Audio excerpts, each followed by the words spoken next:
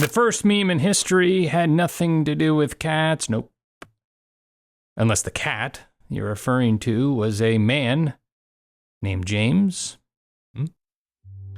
Now this James, he made a name for himself. He served on the Boston City Council, and he eventually became a state representative in Massachusetts. This was the 1930s. By the 1940s, James had joined the war effort, like every other American. He was initially set to live a life as a politician, a prominent one at that, but then the war struck, and that changed everything. The war forced James to transition from politician to, yes, the supervisor of a shipyard.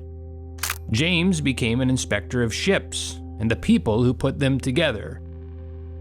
It was all a somewhat awkward turnabout, but without, James never would have been credited for creating the first meme in history. James served his country by inspecting ships, but he became a folk hero by scribbling on them.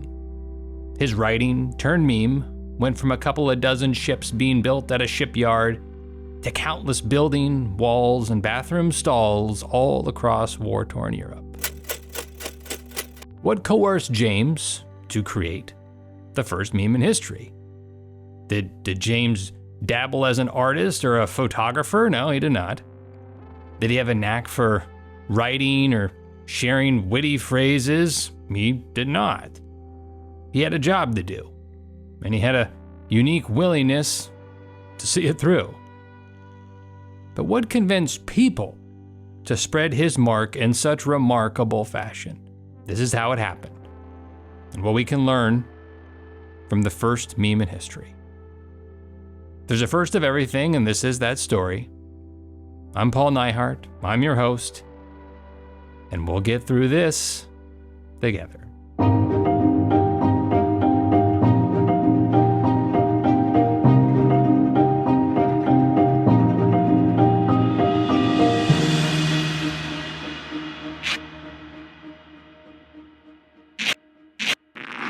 If you have an internet connection, you know what a meme is, but how much thought have you ever really given them?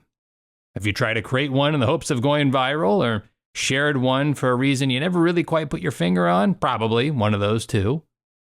When we examine the first meme in history, we learn more than the story about the man who created it. We gain a deeper understanding as to why humans communicate the way that we do. Now, the first meme in history, it began as just a few words. Kilroy was here. That was it. Those words written in yellow chalk, written by this man named James. Now, somewhere along the lines, his phrase, it took on a new life. Thousands of soldiers took James' 3 words and they turned it into a drawing. What was this new iteration? Well, it was an evolution of a British character that it's come to be known as Mr. Chad, and it was added to Kilroy Was Here. Now, Mr. Chad, this new iteration, it featured a crudely drawn face, 2 dots as eyes, and a long cone-shaped nose, peering over a straight line that pretended to be a wall. Now, underneath this drawing were the 3 simple words. Kilroy was here. I mean, it's, we kind of got it by now, but just clarifying. Now, what made people do this? What encouraged soldiers to spread this drawing over and over and over? What caused the image to leave such a lasting impact for decades to come that it's now memorialized on one of America's most austere monuments? Throughout this episode, we'll learn that for something to become a meme, its origin must be organic.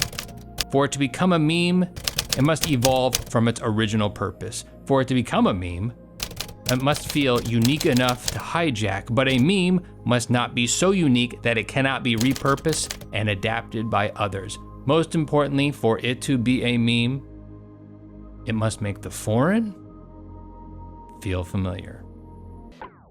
It's too much text for that, so I can't really make a graphic, but you get it, right?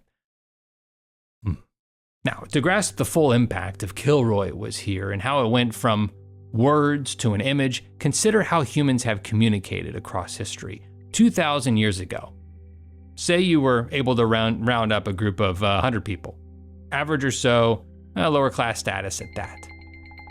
Only about 5 of these people would have been able to read or write. Yeah.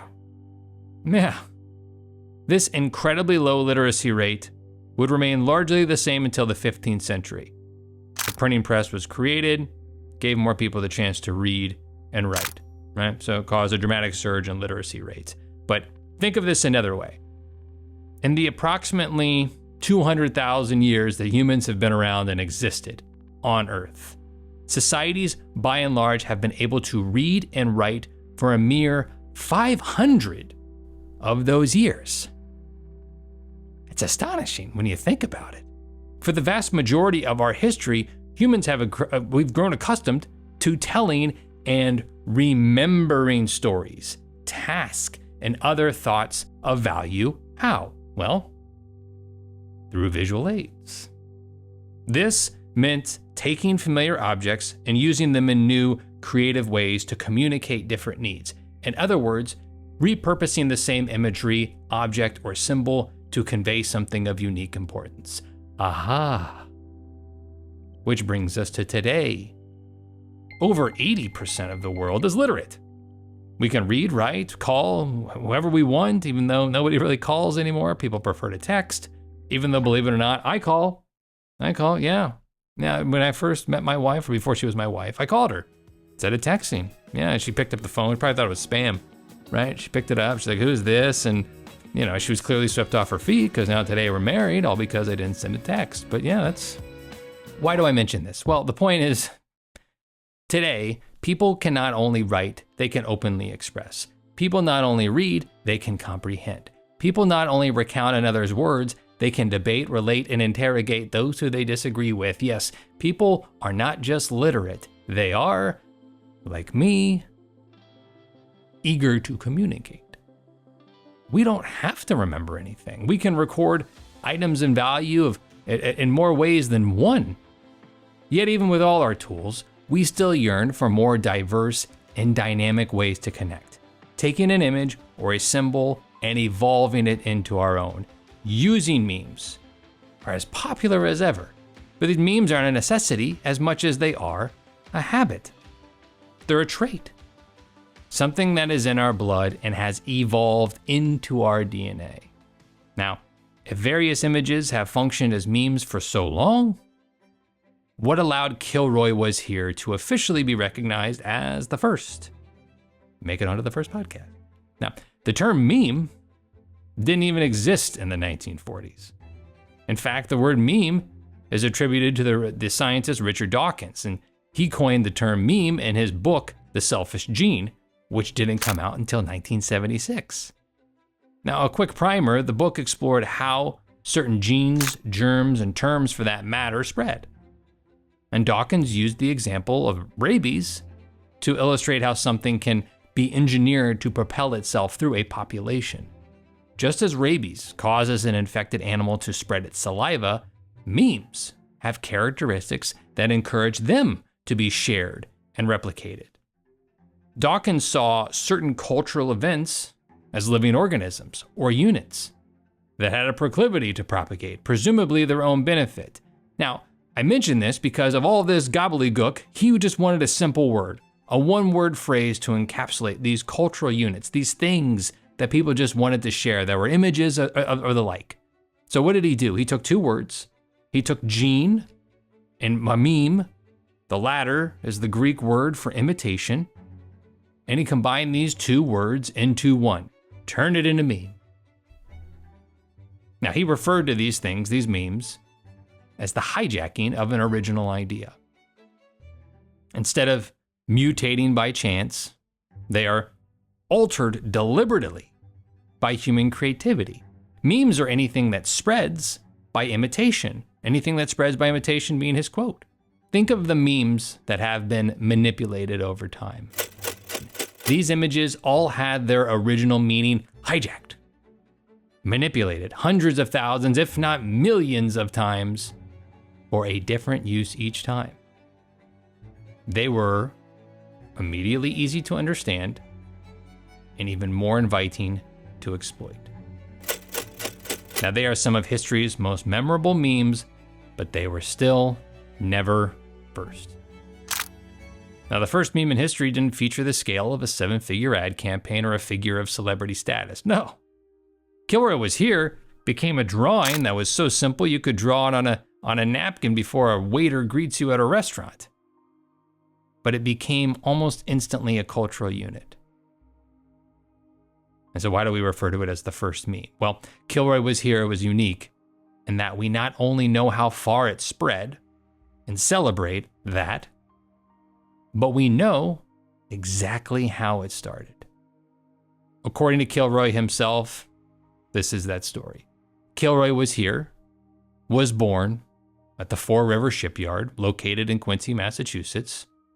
This is where the cruisers, battleships, and other vessels were produced during World War II, and again, where James was the shipyard inspector. Now, during the war, the Four River Shipyard employed over 30,000 men and women, produced over 90 ships. You don't need to know anything about their work there to know that there was a considerable amount of parts and materials that were being pieced together. But chief among these materials were rivets. Rivets, a little tiny nail that melds metal together. Now, James was the shipyard inspector here. He inspected people, though, as much as he did the ships. He ensured that the riveters, those piecing the ships together with the tiny nails, were doing their job to a sufficient standard. Now, riveters, funny enough, were so significant to the war effort. Now, they created a lasting image of their own. You've seen the poster of the woman flexing her biceps, the big bold letters, "We can do it," written alongside her gruff countenance. Yes, her name was not the "We Can Do It" lady. She was, we remember, Rosie the Riveter, part of one of the biggest wartime propaganda efforts to increase the pool of workers needed to build and piece together hundreds of ships. I mention this to mainly establish the status of riveters and their importance at the time, and the importance of the work that James was doing. Because while a tremendous number of ships were being built at the Four River Shipyard, something out of the ordinary was occurring, primarily with how much they were being paid. Riveters were earning considerably more than was to be expected. Even though they had an undeniably high output, those in charge there felt that there was a discrepancy of sorts. And they put James, a former city councilman and state senator who had managed budgets presumably before, they put him in charge of reconciling these high wages. Be all you can be, James, they said. I'm guessing, but yeah, you kind of get the idea. Now, why were these workers getting paid significantly more than they should have been? During the war, riveters were compensated for each rivet they installed. Essentially, every fastener that connected metal pieces to metal increased their wages. Now, this system, as it were, led some riveters to claim credit for work that had already been done. In effect, a single rivet on a ship's hull might have been counted multiple times.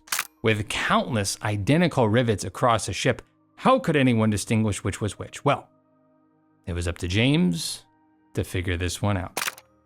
So how did James go about preventing the same rivet from being counted multiple times? Well, he wrote his name. James left his signature at the end of the day, showing where the previous worker had left off, so another worker could not count these rivets for themselves. Now, most of the times, James left this mark inside the ship, where many of the workers were unlikely to see that they were being counted and that their work was being monitored by someone else.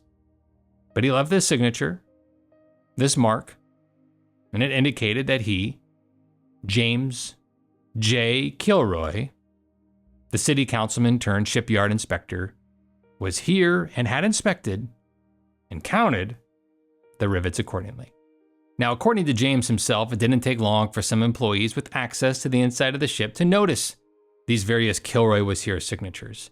And at the end of the day, at the end of their ship, they started to sign off with the work with the signature themselves, kind of a nod to their manager inspector of sorts, letting him know that they knew that they were being watched. Now, these ships would leave the shipyard, but still with Kilroy Was Here was left on them. And as some 14,000 of the men at the Four River Shipyard entered the service, they'd become soldiers, they'd fight overseas, and along the way, they'd run into some of the ships that they had worked on, and they'd see Kilroy Was Here was still written on them. So what did they do? They left a simple message for their brethren to find. They wrote, "Kilroy was here for all their countrymen to discover." Something of an inside joke for the soldiers that worked at Fore River Shipyard, and a dose of reassurance for the Allied forces, so they knew that they were now in friendly territory. James had written that Kilroy was here, but Mr. Chad, the drawing, initially was not. Whatever the mark, the message was clear. The signature turned meme likely granted the soldiers in foreign lands peace of mind. The same solidarity they felt back in Quincy, but now in a land some 4,000 miles away. They knew they were not alone, that someone on their side had been at that location and had survived long enough to let them know they were there. They had something familiar to share. Kilroy was here. The first cultural unit in history was the mark of a man who simply didn't want rivets to be counted twice. He never counted on spreading a global message. But as memes are engineered to do, Kilroy Was Here grew into something much more, abducted by someone unknown and evolving into a new purpose. It made the foreign feel familiar, a unit others could pass on. Now, James J. Kilroy passed away when he was 60 years old. But for a man who started his life hoping to make an impact in politics, he created a mark for every soldier to embrace. And for his part, James authored not only the first meme in history, but the story behind it. 15 years before his passing, he won a national prize for the greatest story relating to, well, the Kilroy Was Here meme. Best positioned to tell the story, James won a streetcar as his prize as the originator of the meme, or at least having the most plausible, believable story relating to it. That same year, an Oscar-nominated actor went on to play him in the eponymous movie, Kilroy Was Here. What's more, if you happen to visit downtown Quincy, Massachusetts, where the ships were built, you can take a stroll in the city's courtyard.